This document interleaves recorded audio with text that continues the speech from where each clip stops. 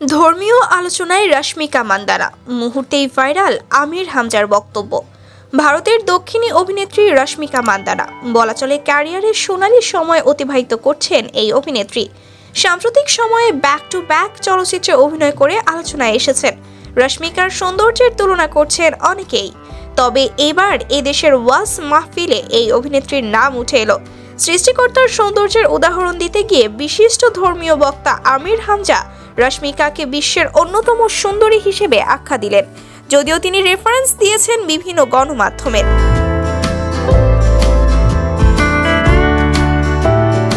একটি ওয়াজ মাহফিলের ভিডিওতে দেখা যায় আমির হামজা বলছেন, এখন বিশ্বে যত সুন্দর মানুষ আছে আপনারা ইন্টারনেট ঘাঁটবেন, 157টা রাষ্ট্রের মধ্যে চেহারার কাটিংয়ে 1 নম্বরে রয়েছেন রশ্মিকা মান্দানা।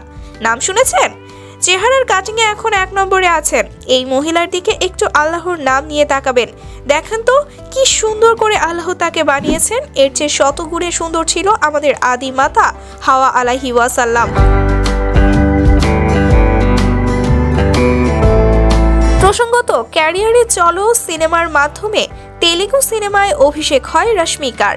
এরপর বেশ কিছু সিনেমায় অভিনয় করলেও ততটা সফলতা পাননি। তবে পুষ্পা দ্য রাইজ সিনেমার অসাধারণ সফলতার পর রশ্মিকা জনপ্রিয়তার যেন আকাশ ছুঁয়েছে। অল্প সময়ের ব্যবধানে এই অভিনেত্রী তেলেগু ইন্ডাস্ট্রি জয় করে ইতিমধ্যে বলিউডেও নিজের শক্ত অবস্থান তৈরি করেছেন। খোঁজ নিয়ে জানা যায় বর্তমানে এক একটি সিনেমার জন্য 10 কোটি টাকা পারিশ্রমিক নিচ্ছেন রশ্মিকা।